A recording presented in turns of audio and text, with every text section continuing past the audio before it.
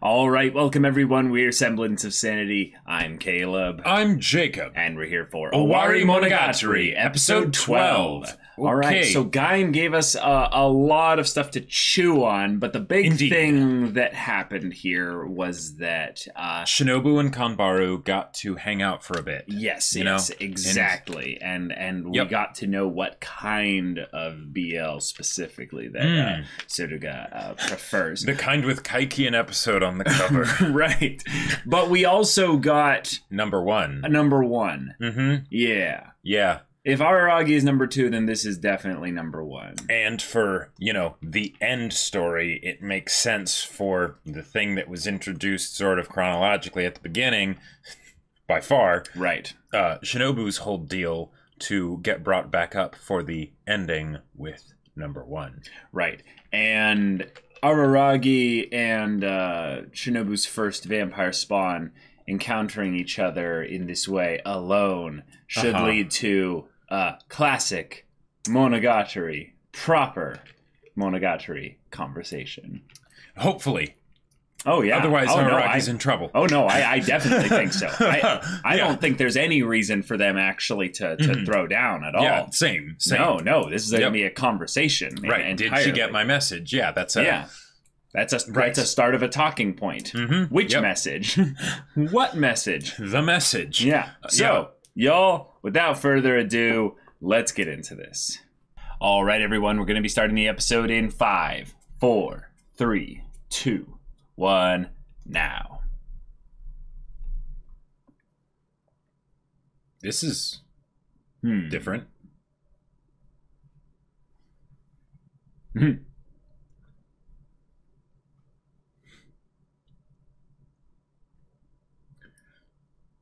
Right.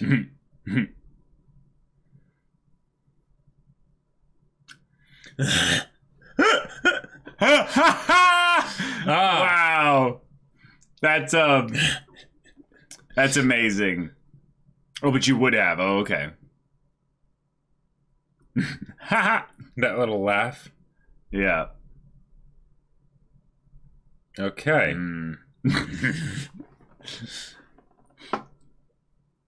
All right. Sweet. Yeah, let's talk. Have a good conversation. What's this? March comes in like a lion. Have their green tea drink,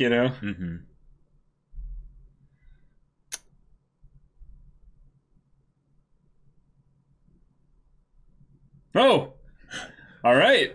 Okay. All right. It's the ex-boyfriend coming back and being Basically. like, yo, Yep. back off. And it's like, you've been gone for like hundreds of years, dude. You've been gone for 400 years. Also, I think you might be misunderstanding my relationship with that 500-year-old lolly. I supply her with donuts and a target for her snark. That's it.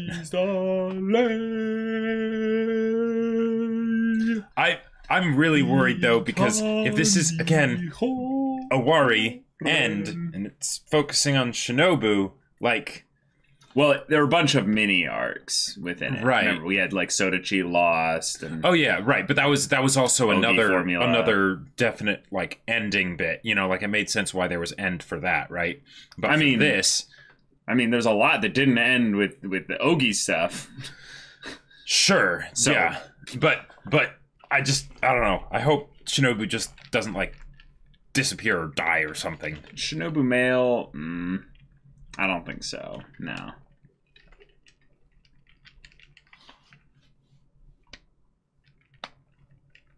Oh, Okay. making up. All right.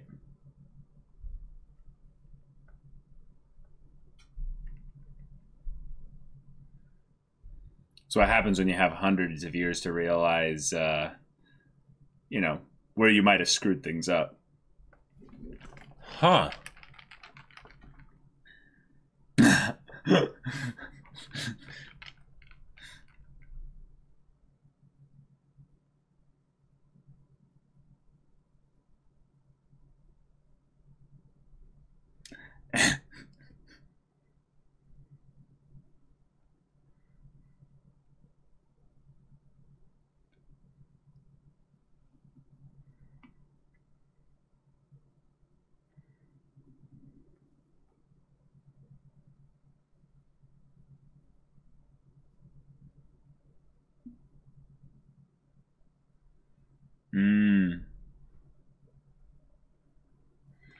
Man, that would be a way to end Shinobu's story. Hmm.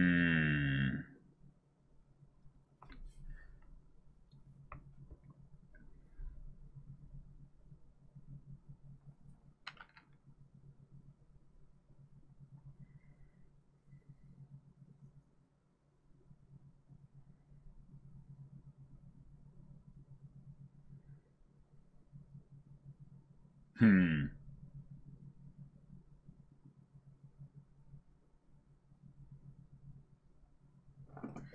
Explain why.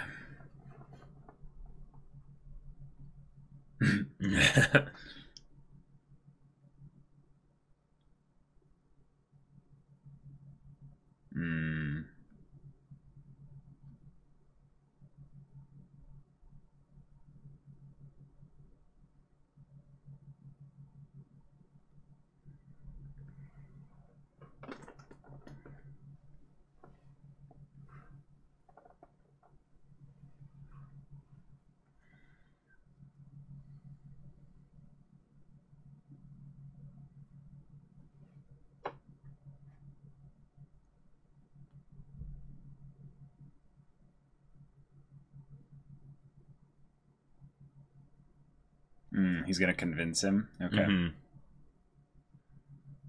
Yeah. Okay.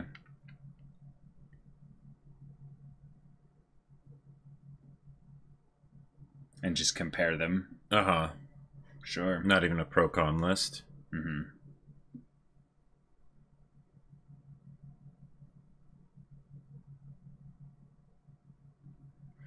And yet, chronologically, this is... I love this track in the background. And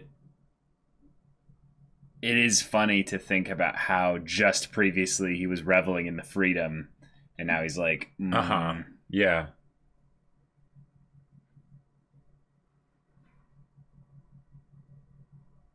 Oh, that's a curious way to phrase it. The sword. Mm-hmm. Which is interesting. Okay. There it is. Because, you know, at the end of Shiro, Araragi shows up with the sword. Right.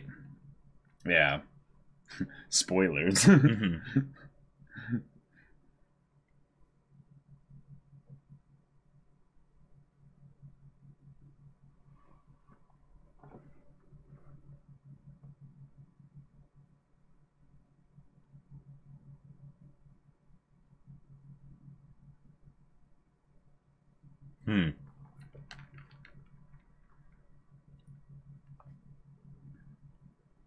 But then,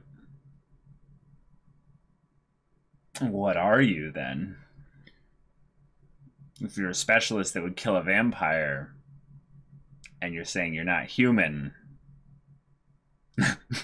yes, that is true.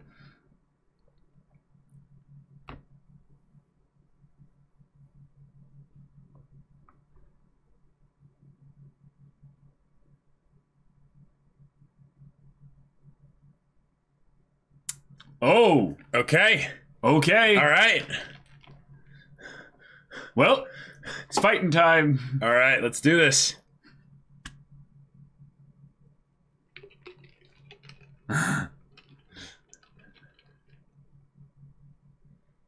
Oh. Oh, shoot. Ah! That smug look. All right.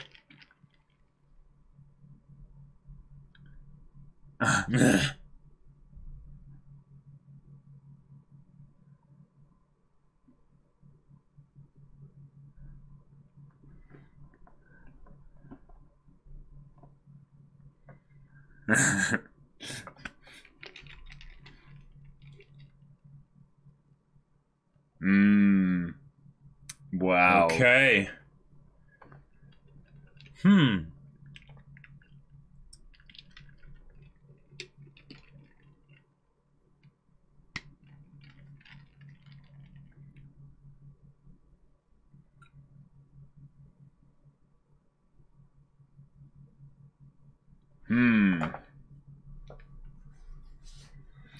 Okay.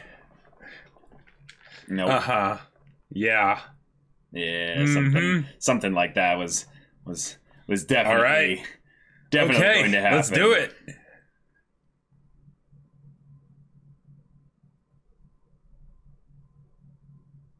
Wow.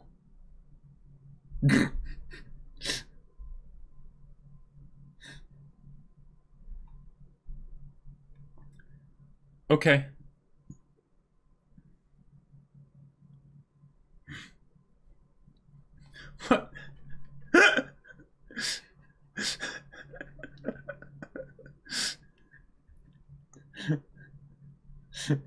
Like, All right. of all the things to like have be the way you end a scene, that's just hilarious. Whoa, what?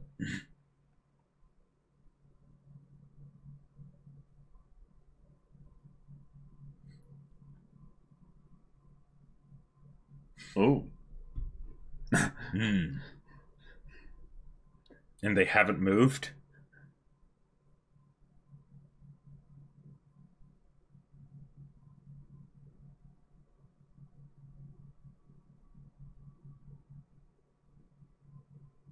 Mm.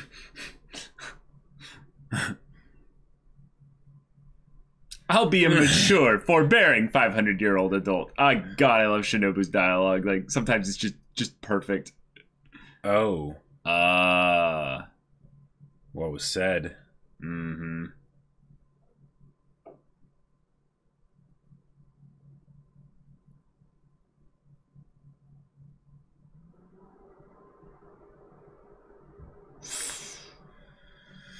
I mean, I'm with Suruga on this one. Yep.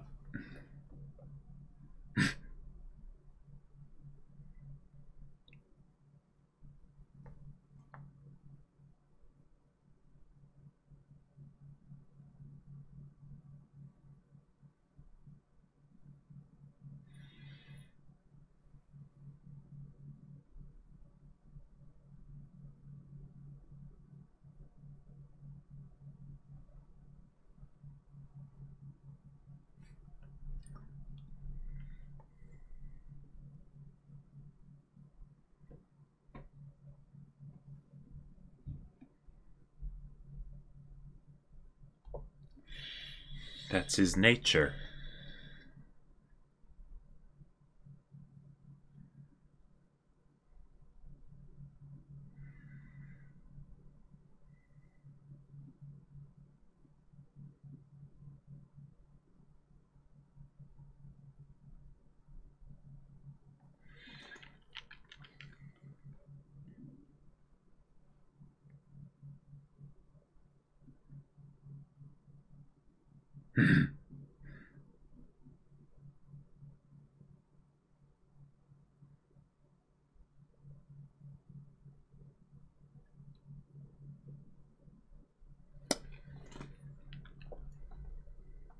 Huh.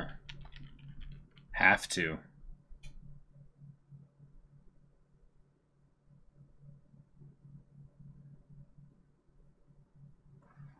Ooh. Mm-hmm.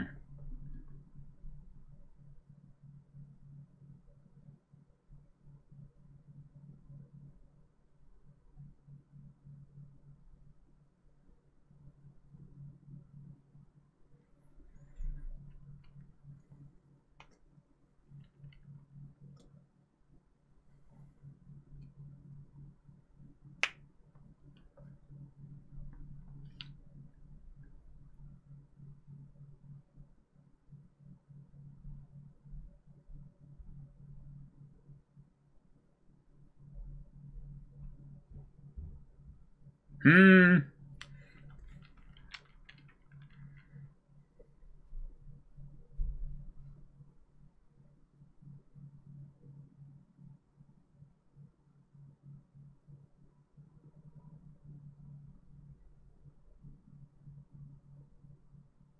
Aha. Oh. Yeah. Oh. Yeah. Hmm. Mm-hmm. That was a good line. Yeah.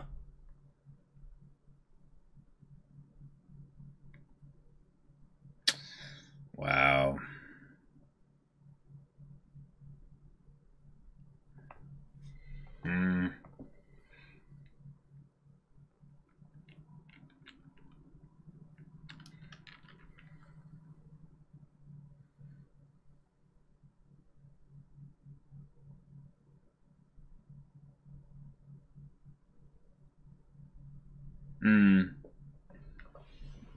Potentially. But you don't know that necessarily. Mm-hmm.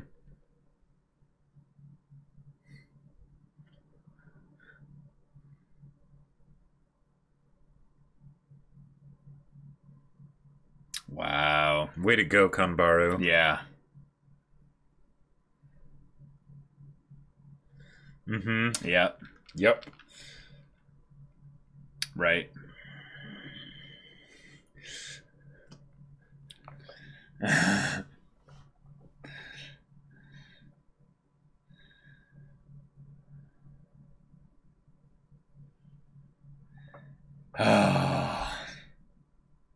I love that it's Suruga saying this. Mm-hmm. It's so good.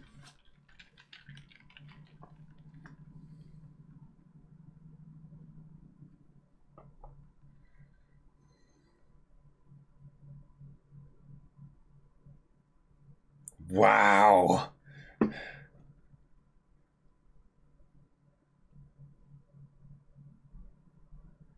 Oh! Oh! Oh! Oh! Damn. Wow!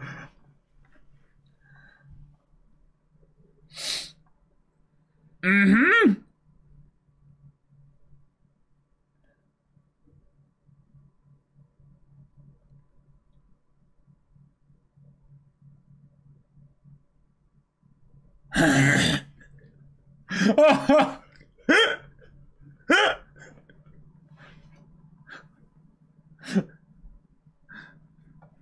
Yeah, yeah.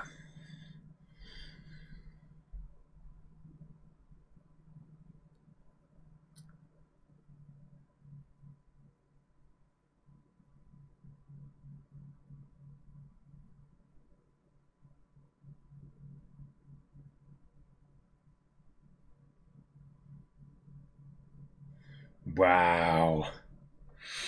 Oh, Oh, man.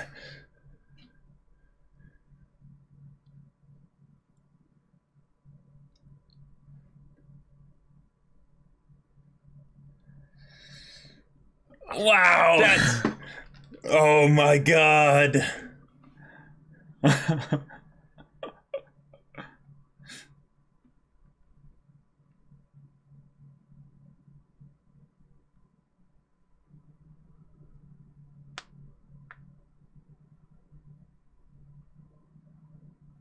Wow. Mm-hmm.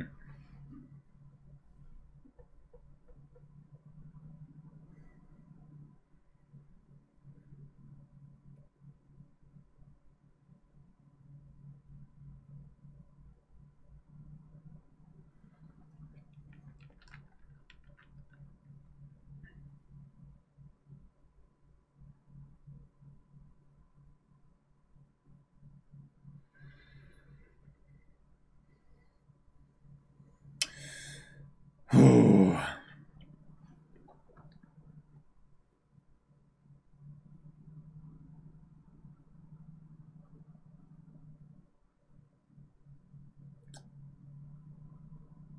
Reject him then.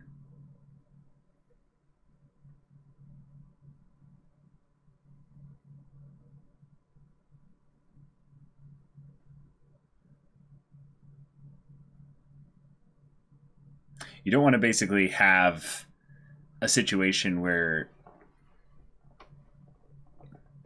you avoid basically a problem. Yeah, yeah, exactly. You should be. Yeah. Mm-hmm. Yeah. Mm-hmm.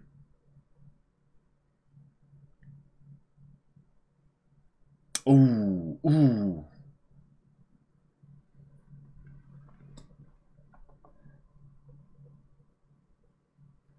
That's awesome. This is so good. Oh. But that would be his choice. Mm-hmm. Yeah. Yeah. Oh, this is going to be awesome. I can't wait for the fight. Yeah.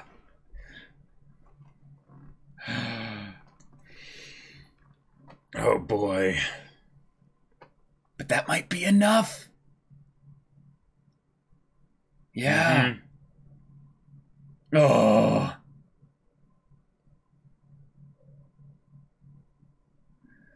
Whew.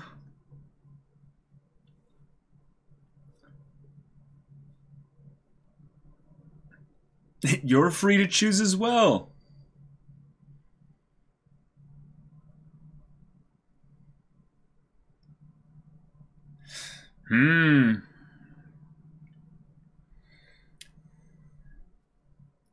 Again, also your choice. Mm-hmm.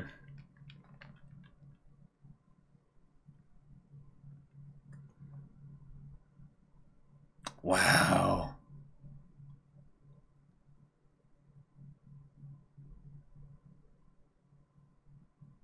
Whoa. That's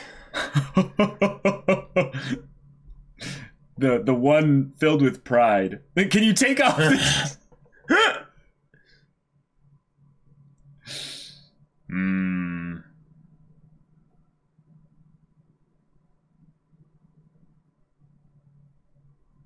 Okay. all right. Oh, okay. I thought he was talking to Shinobu for a second. Okay. Where else would we have it? Where it all began? Oh. So not here? The baseball field? Oh. Oh. Wait.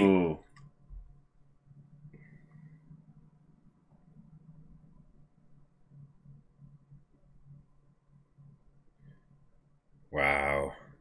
Wow. Mhm. Yeah. Just Freaking a bit. Suruga. Oh. Ah. Resting.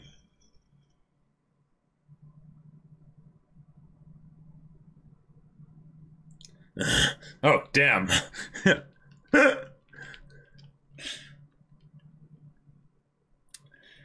Wow. It'll be all the rejuvenating power you need. Aw. Aw.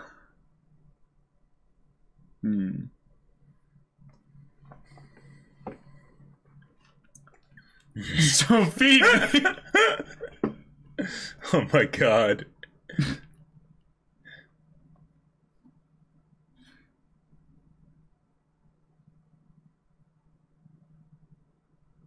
Wait.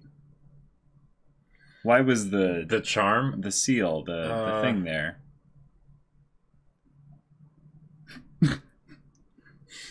Yeah. Just channeling the power of the BL, you know, book. So it's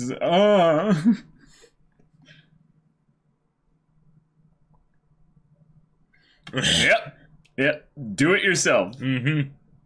Do your best. Wait. Awesome. Yeah. I was gonna say that's not. It's not DIY. Right.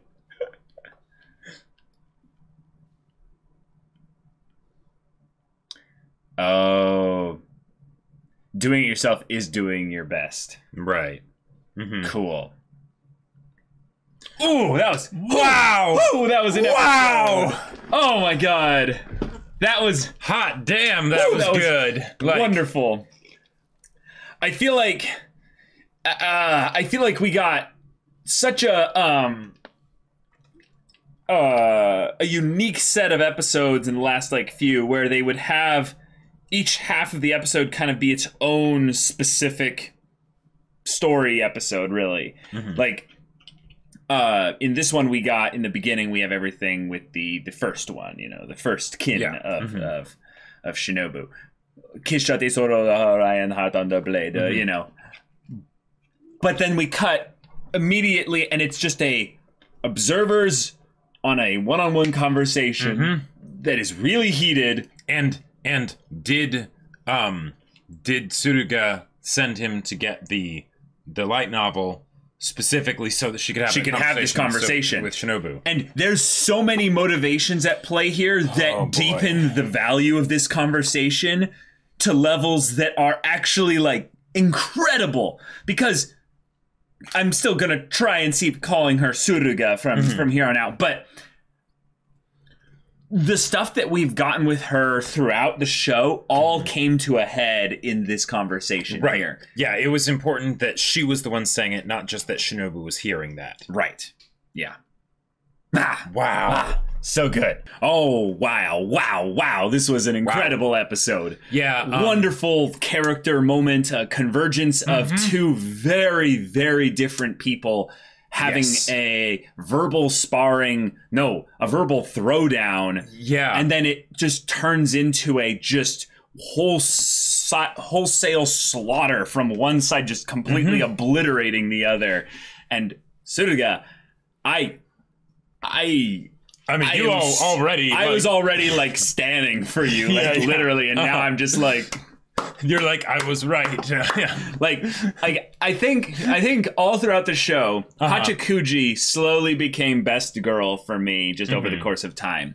Suruga was literally sitting like if there's at bat on deck and in the hole, like Suruga is in the hole. And she's making all the jokes she can about being in the hole. Like she's right there. On deck is kind of Senjigahara, I would say.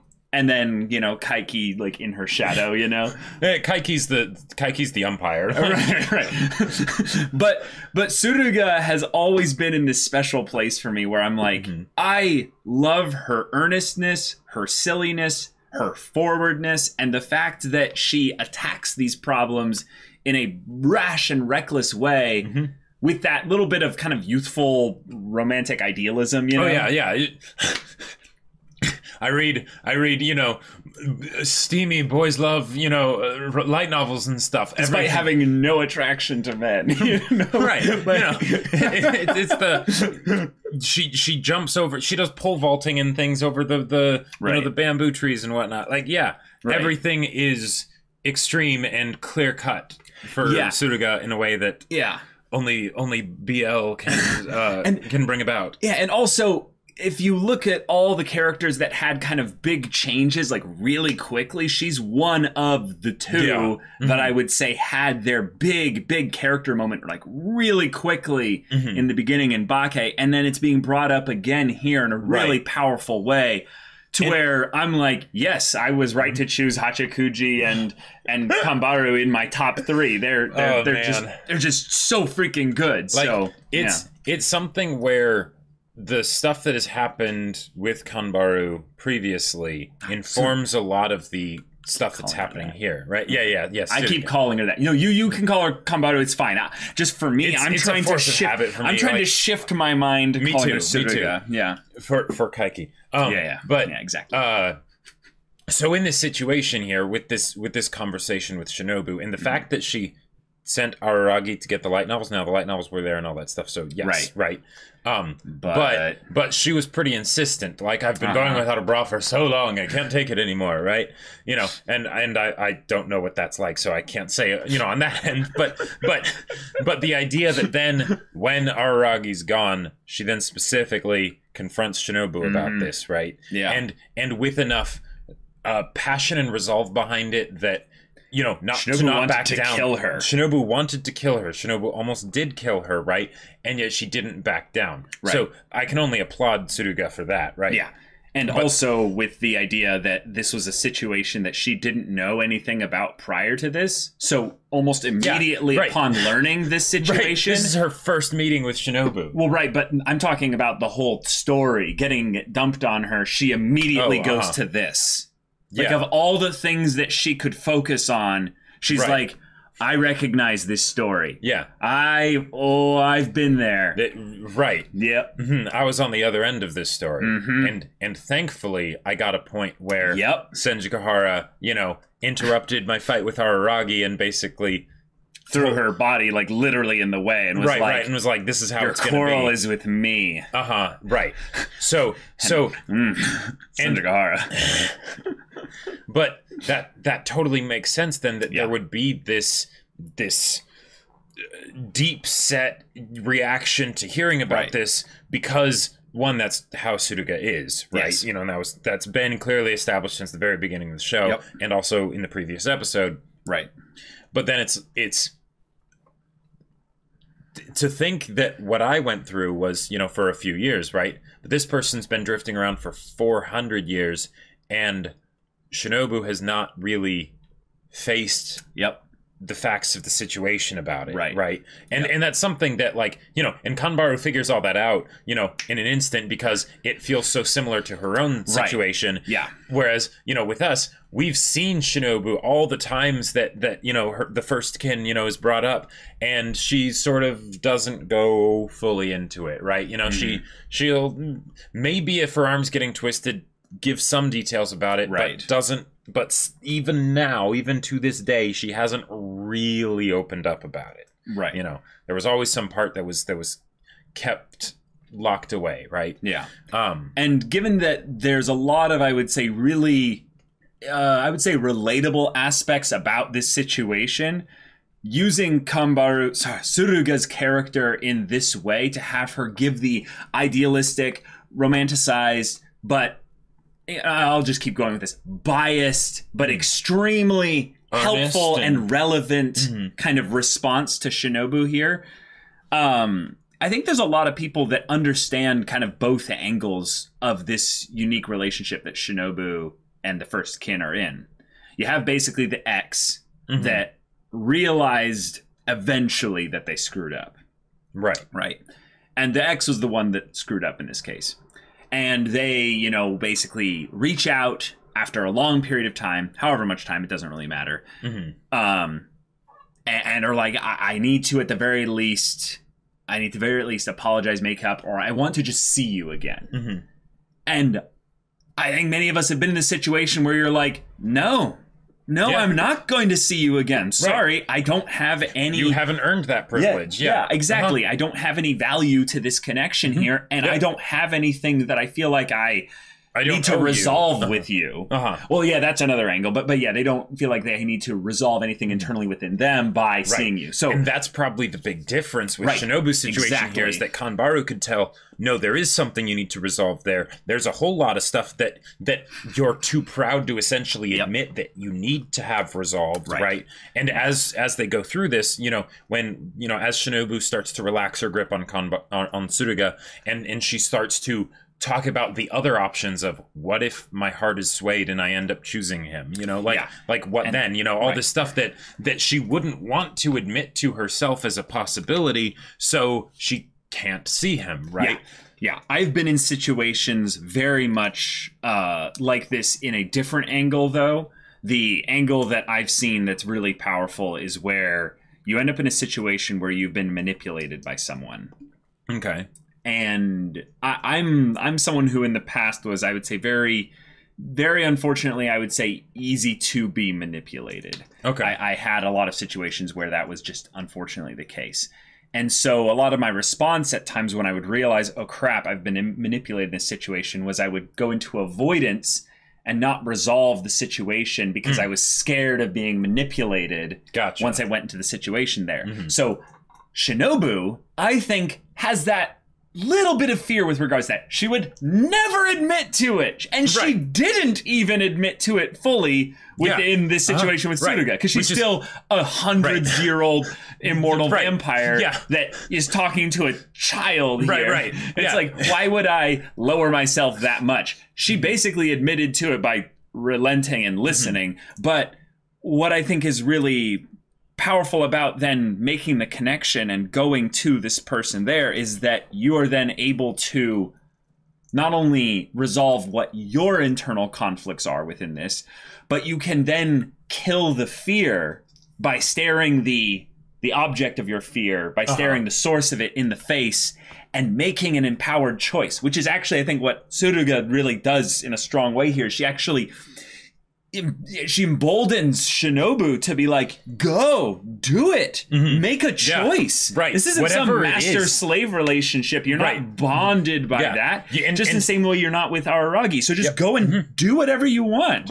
But make a choice. Make a choice. Actually face that decision, you know? Because, oh man.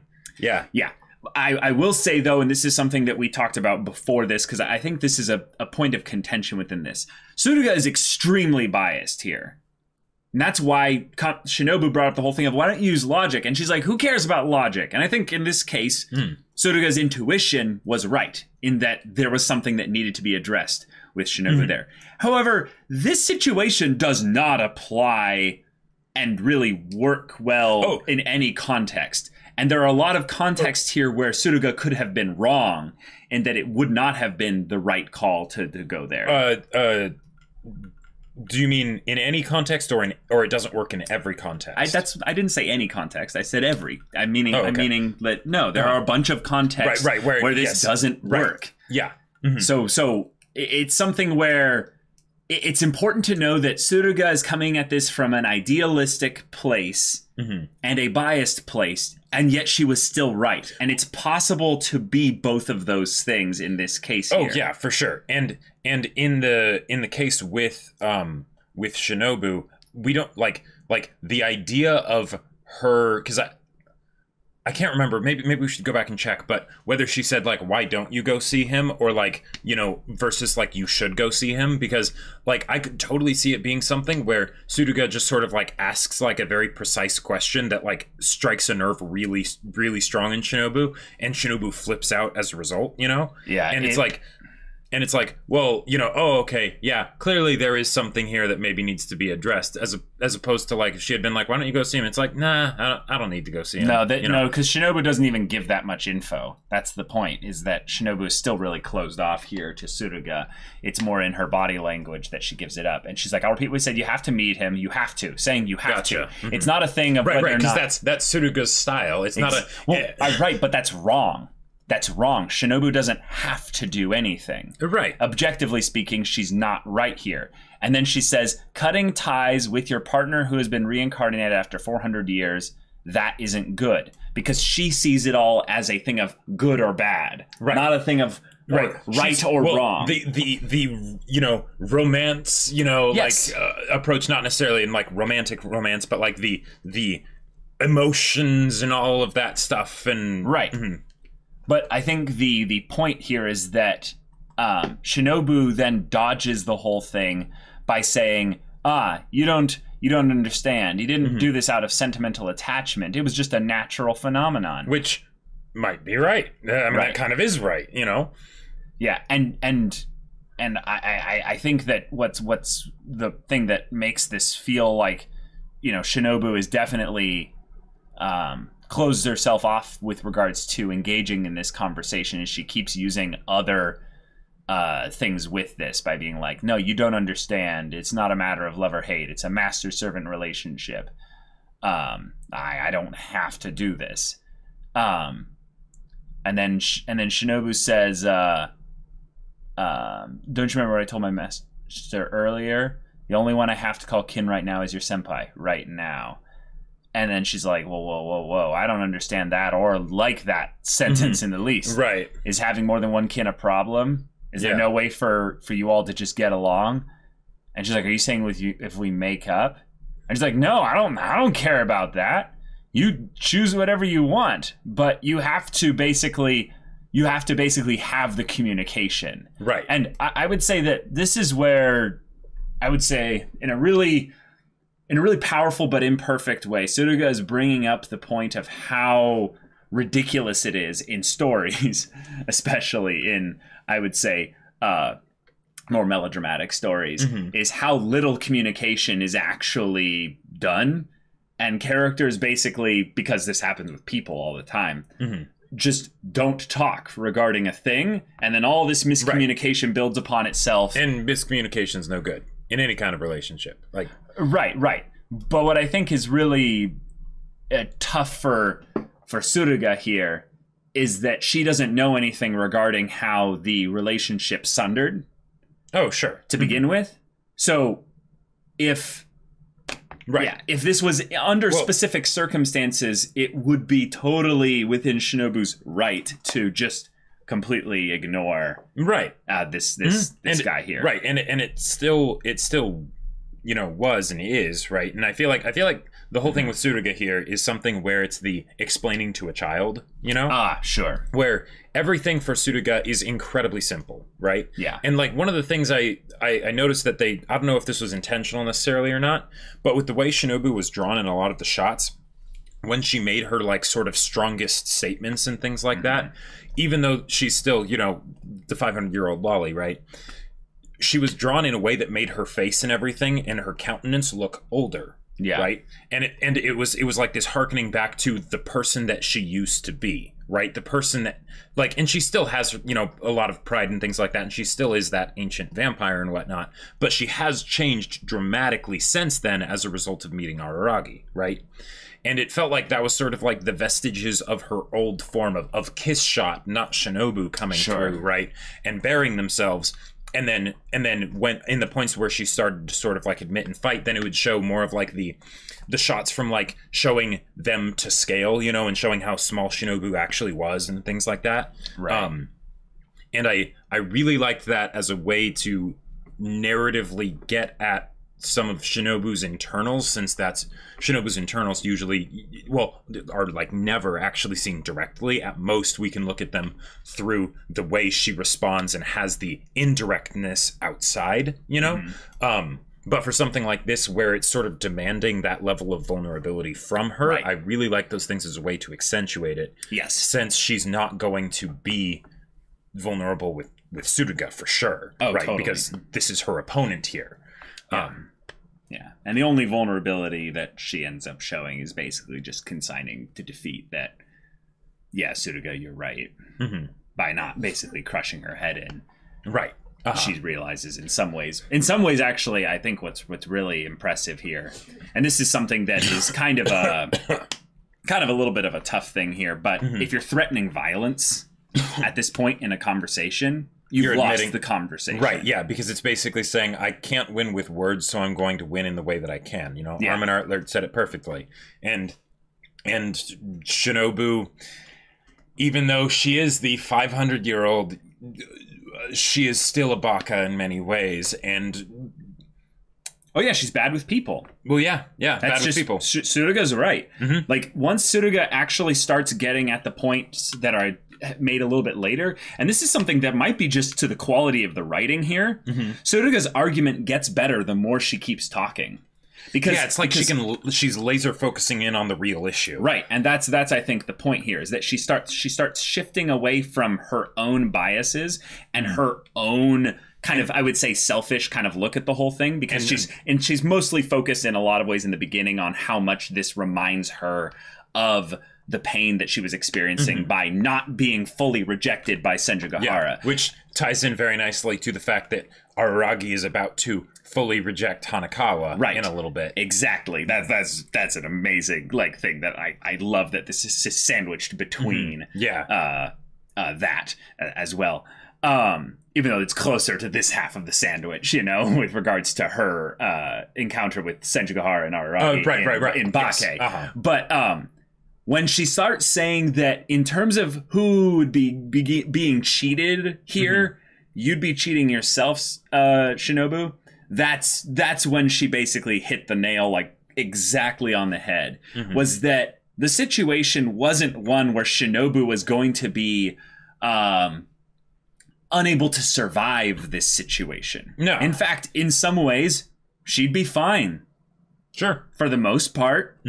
But you'd repeat this process, Shinobu, over and over and over again, because you wouldn't have learned anything. And that's the point at where she basically, I think, you know, shot through the heart, got a... And with Immortals, like in storytelling, whenever you think about the idea of Immortals, right? Right. Because in general, with what we have as humans, there's this idea of that there needs to be this iterative progression where the old dies to the new, right? And then the new replaces it and stuff. Right. So that it doesn't get static and stale. Rules of nature. Yeah, exactly. And whenever you deal with the idea of Immortals, it breaks that, right? And that's where it can go, you know, really bad, right? It doesn't force iteration. It doesn't force iteration, right? Because you just live forever. Right. Especially if you are immortal and alone. Because then you don't have anyone to basically, you know, rub up against and have them show you that maybe there's a better way of doing things. And when you're 500 years old, you're stubborn as hell. Oh, yeah. Right? You know, that's to be expected. So the fact that, like, one, why Shinobu cares about, say, Araragi so much, because Araragi was able to pierce through that, right? Yeah. And then when Tsuruga mentions, like, oh yeah, so what do you do later? You know, even if you did even if you did say that you would die when Araragi dies, would you say that to the third and the fourth and the fifth? That was like, oh my god. Because that's one of the big questions that I've been wondering, given that we're getting closer and closer to the end of Monogatari. And Araragi's time as a vampire, you know, with how it ties into, like, his depression and everything, he's moving out of that, you know, even if it's taking a while and it's not like a linear path. What does that mean with regards to Shinobu? Because she has not grown. She cannot, in a lot of ways, give up her vampire nature. The whole idea of her potentially becoming a god is one way that could happen. Or with the whole thing of with the first kin, if they did end up just, well, being together in eternity or whatever, maybe there's some way that angle could be approached. But other than those, how does it happen, right? How does Shinobu herself bring about that change within herself so that the premise and the idea of immortality is no longer a curse, right? I don't know, but this is something where she's finally, through a lot of uncomfortable persuasion, starting to look within herself and ask those questions. And the fact that she had to go then sleep inside the shrine for one, her pride, but also just to let the wounds heal, if you will, I feel like is representative of her sort of kind of metamorphosizing. Like most of the change that you go through when you're asleep. Like that's when your body does it, you know. You recover you recover from cement wounds, the changes of the day. You cement the changes of the day, and then you go into the next day fresh and a new person, right? And Shinobu, because she's a vampire, she doesn't really need to do that in the way that most people do.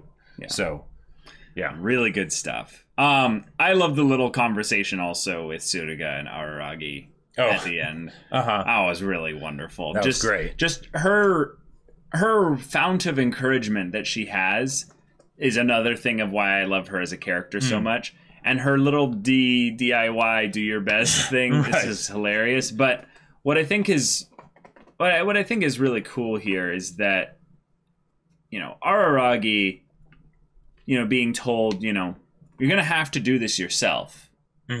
This is something that you're going to have to face. But, you know, doing your best is more about how you approach things when you're doing it with yourself or with anyone. So, you know, go at this with confidence, buddy. You got this. And so, you know, maybe saying, you know, you can handle this would have been another way to do it. But I think with her humor and her style with this, it makes it it makes it ring that much truer for Araragi than if it had been some corny, ham-fisted encouragement line of positivity. And yeah, that's just, you know, it's more fun to write it probably for Nisio Isin this way as well. We do have to mention, I feel like, the whole bit with the first kin, even though we'll definitely mention overshadowed by the second, you know, 2/3 or whatever of the episode. Yeah, but it's something where we're getting the duel. We're getting also a much more wholesome potential reunion with the first kin and Shinobu. And that was something that I was kind of surprised by. Like, once it was mentioned, it was like, oh yeah, I guess that's a good point. Like, would, you know, the whole idea of the first kin, they got along just fine before he was a vampire. When he was a vampire, he felt betrayed and he killed himself and all that stuff. But that wouldn't necessarily be because of direct ill will towards her, but more of that he would not allow himself to exist in this form that he was in now, right? But yeah, with 400 years, that could definitely change. And okay, now, because the whole idea of a fight, right? In Monogatari, the fights in Monogatari are great. I love it, right? But the fights are never the main point, right? And whenever there's a fight, there's always something else at stake behind the curtain that's the real purpose of everything, right? So with this first kin coming back, like I think I mentioned this in the previous discussion, one of the things I was kind of curious of how they were going to get at it is what is that thing beyond the technical of we have a vampire that's coming back, right? Right. And the idea of Araragi fighting the first kin, great. Mm-hmm. I love it. I'm sure it will be fantastic and amazing and it'll look awesome, right? Right. But the idea that they're even if this fight is still happening, so it's not quite as straightforward, that the first kin said, I hold Shinobu no ill will. I want to be reconnected with Shinobu, you know? Right. That's oh man, that's really interesting. And I'm excited to see how Shinobu responds when she does meet him. Yeah. Because I mean, from one end, we know that she doesn't get back together with him because this is not at the latest point chronologically in the story, so we've seen things that happen afterwards, right? And he's not around. Right. But to see how she handles that emotionally and how the first kin handles it emotionally, because after 400 years, there's some crazy perspective that you probably have, so I'm curious to see what his approach is, you know? Yeah. And then, of course, Gain and Episode are involved, which complicates things. Of course they are, yeah. Episode showing up again is fun just because, you know, we're reminded not only that he exists and stuff, but he is another aspect of the specialists that, you know, Araragi constantly kind of flits between the idea of himself being a specialist, an aberration, and just a regular person. Because Episode is half vampire. Mm-hmm. Yeah. So I think there's another cool aspect of things going on around here in that Araragi defeating the first kin might also basically cement him as kind of one of their own, you know, as a specialist that they can potentially rely on. Potentially, yeah. So there's some interesting stuff there. I love that this is a story though that is happening alongside some massive character development for Shinobu, and then also just some really cool acts of characterization for Araragi and Suruga. I am really curious though how the fight's going to work, given that they're fighting at the prep school and Hanakawa's showdown with the tiger is also at the prep school, which explains why Araragi would be over there, but like what the timeline is of which one happens first or whatever. Oh, I think their fight's gonna happen first. Yeah. That's why he shows up with the sword. Oh, right. Tattered and stuff. Yeah, that's a good point. Yeah. But wonderful episode, y'all. Thank you so much for watching this episode's reaction and discussion. If you want to see the next episode's reaction and discussion right now, though, go check out the link in the description below for our Patreon. You can get on early access there, and any level of support gets you access to our Discord, where you can chat with us and the community there about this show, about anime in general. You can also talk with Jacob about the sci-fi novel that he wrote. Yep. I wrote a sci-fi novel called Battle Lines. It's on Amazon if you want to check it out. Link in the description down below. Yeah, so if any of that interests you, we'll see you there. But until then, we're Semblance of Sanity. I'm Caleb. I'm Jacob. And we'll see you all next time.